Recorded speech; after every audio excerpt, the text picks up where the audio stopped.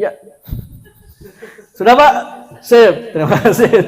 Kita lanjut ya. Oke. Ini adalah Yusuf Al-Qaradawi, nanti tinggal dibaca saja. Tuanku Madinah juga sama gitu ya. Buya Hamka juga mengatakan begitu. Aku bukanlah hamka, tapi hampa. Saya tahu sejarahnya, saya tahu tokoh-tokohnya, tapi saya tidak masuk ke dalamnya. Karena itu saya mau masuk. Di mana ini ada dapatnya? Dari disertasi Dr. Sri Mulyati.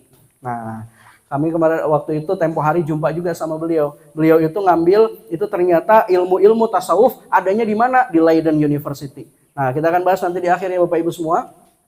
Mulai buku tasawuf modern, Buya Hamka adalah pertama yang mengangkat tema tasawuf di tingkat nasional. Beliau Muhammadiyah ya.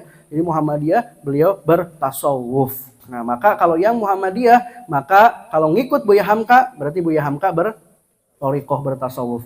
Bahkan di dalam khutbah Jumat, beliau ngisi khutbah Jumat, beliau setelah ditalkin ngisi khutbah Jumat. Seandainya saya diberikan ada 2 kapal yang dua-duanya isinya intan berlian, maka aku lebih memilih yang tadi aku dapatkan. Itu kata beliau.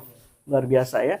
Maka kenapa istilahnya ada 2 intan berlian, 2 kapal yang isinya intan berlian, itu mengisyaratkan, mengkiaskan kepada yang didapat lebih berharga daripada intan berlian, yaitu 2. Maka isyarat dari zikir jahar dan zikir khafi. Nah, ini Buya Hamka. Gitu ya Bapak Ibu semua. Lihat Bapak Ibu, kita lanjutkan. Ini tahu nggak siapa? Bendara Raden Mas Mustahar Raden Mas Antawirya Abdul Hamid, Pangeran Diponegoro. Nah ya, beliau juga adalah sufi, pengikut tarekah Syattoriyah. Nah ya, nih ya, Pangeran Diponegoro adalah Muhammad Al-Fatih juga. Nah saya biasanya terakhir di sini. Status tahanal Konstantinia tuh. Walanimal amiru amiruha, walanimal jaish zalikal jaish. Nah, maka pemimpin yang menaklukkan Konstantinopel adalah sebaik-baik pemimpin. Pasukan berada di bawah komandonya adalah sebaik-baik pasukan. Muhammad Al-Fatih memeluk thariqah Naqsyabandiyah. Bayangkan Bapak Ibu, kalau thariqah itu adalah bid'ah, masa sebaik-baik pemimpin melakukan bid'ah? Tidak. Muhammad Al-Fatih pun justru berthariqah Syekh Aksyamsuddin. Itulah salah satu penentu kemenangannya Muhammad Al-Fatih mengalahkan Konstantinopel. Nah gitu ya, ketika beliau kalah di lembah, diambil 70 buah kapal ke atas bukit berbukau, maka itulah kuncinya dari siapa? Syekh Aksyamsuddin, mursyid thariqah Naqsyabandiyah. Nah, kenapa nggak disebut ini adalah mursyid? Karena orang yang nggak senang tapi senang ke Muhammad Al-Fatih dinafikan tentang kethariqahannya. Nah ini fakta sejarahnya seperti itu. Lalu yang selanjutnya, nah ini closure terakhir. Mengapa tasawuf menjadi asing di Indonesia? Ini adalah gara-gara nasihat Snokkhorgronje kepada Belanda. Hai Belanda, kalau kamu pengen menjajah lebih awet di Indonesia, maka harus ada 2 yang disingkirkan. Pertama, singkirkan semangat keislaman. Yang kedua, singkirkan ulama yang menghembuskan nafas thariqah dan tasawuf. Maka terjadilah Belanda itu. Dia masuk Islam untuk, kalau sejarah itu mencatat, masuk Islam untuk menghancurkan Islam. Nah ya, maka contoh Syekh Yusuf Al-Maqassari. Syekh Yusuf Al-Maqassari beliau adalah berthariqah dan diasingkan kemana? Diasingkan ke Banten. Bergabung dengan Pangeran Surya atau Sultan Ageng ya.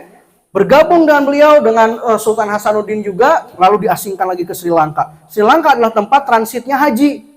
Di situ beliau berdakwah thariqah, bertasawuf lagi, lalu diasingkan lagi kemana? Ke Afrika Selatan. Nah ya, di sana maka berthariqah pada kampung di Afrika Selatan, maka menamailah itu wilayah Afrika Selatan di Cape Town itu dengan satu daerah namanya adalah Makassar. Nah, dinisbatkan kepada Syekh Yusuf Al-Maqassari. Maka makomnya ada 2 di Cape Town sana sama di Makassar. Nah ini ya, ini adalah buktinya bahwa ulama-ulama thariqah, dan ini langsung digelari pahlawan. Nah ya, ini posisinya Bapak Ibu. Ini saya screenshot di Google Map ya. Nah ini dia Makassar. Nah ya Makassar. Tuh ada. Ini bukti betapa tasawuf itu mengubah dunia. Maka ulama-ulama thariqah di Sumatera Barat juga sama ya.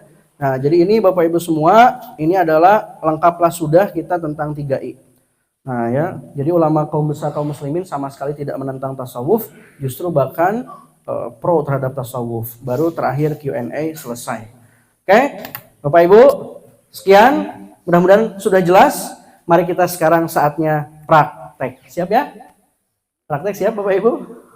Siap, insya Allah. Oke. Sekarang Bapak Ibu semua berkumpul dengan 4 orang yang kemarin sudah terbentuk. Silahkan. Ayo.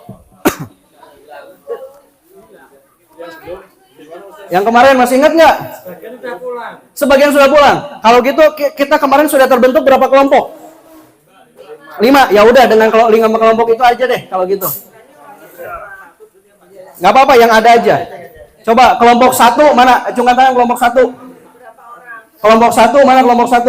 Di sini ya. Oke, ini kelompok 1. Kelompok 2 mana kelompok 2? Ini kelompok 2. Oke, siap ya kelompok 2. Kelompok 3 mana kelompok 3? Kelompok 3. 3 Bapak? Ini 3 atau kirain apa ya? 3. Oke, kelompok 4 mana kelompok 4? Ini kelompok 4. Sama Ibu ya? Ibu? Ibu yang 4 itu. Ya udah, Ibu mau ke sini. Ya boleh, Ibu ikut ke sini ya, biar satu spesies Ibu ya. Enggak, biar satu jenis kelamin Ibu ya. Oke, lalu kelompok 5 terakhir di belakang, siap. Bapak Ibu semua nanti akan presentasi sedapatnya. Lalu kelompok berikutnya, oke, kelompok berikutnya nanti melanjutkan. Oke.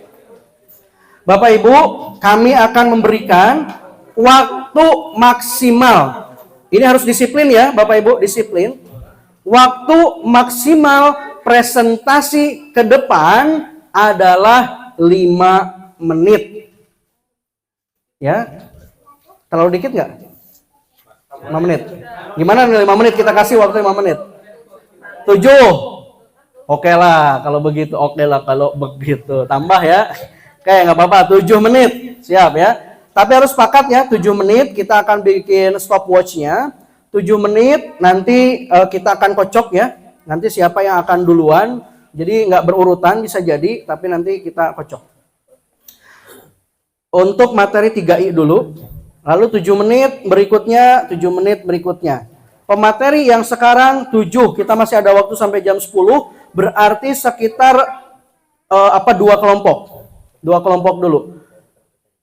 Atau 3 mudah-mudahan dapat. Lalu 2-nya lagi, kalau 3 kelompok, 2-nya lagi adalah materi zikir. Ya Bapak Ibu ya, kemarin sudah dapat materi zikir? Sudah dapat belum materi zikir? Materi zikir belum?